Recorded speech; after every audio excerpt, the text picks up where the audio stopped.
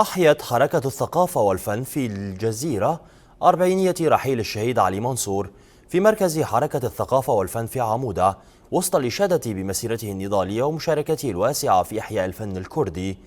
وبدأت المراسم بالوقوف دقيقة صمت إجلالا لأرواح الشهداء، ثم ألقى عضو مجلس عوائل الشهداء في مدينة عمودة محمد أحمد كلمة استذكر من خلالها الفنان علي منصور وجميع شهداء الحرية، وأكد بأن الشهيد علي ناضل بفنه من أجل حرية الشعب الكردي، وسنواصل السير على خطاه وخطى جميع شهداء الحرية. كما ألقى عضو حركة الثقافة والفن الفنان باران دلبهار كلمة أثنى خلالها على مسيرة الفنان علي منصور النضالية بالقول: الفنان الشهيد علي منصور خرج من عائلة وطنية عرفت بكدحها خلال أعوام الثورة، ومارس الفن الأصيل بمستوى عال.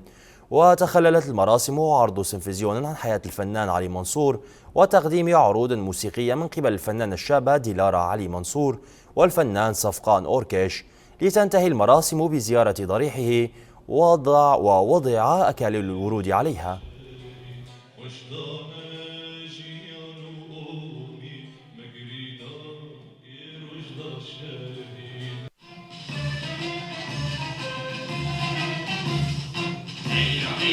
بدنك اخوان،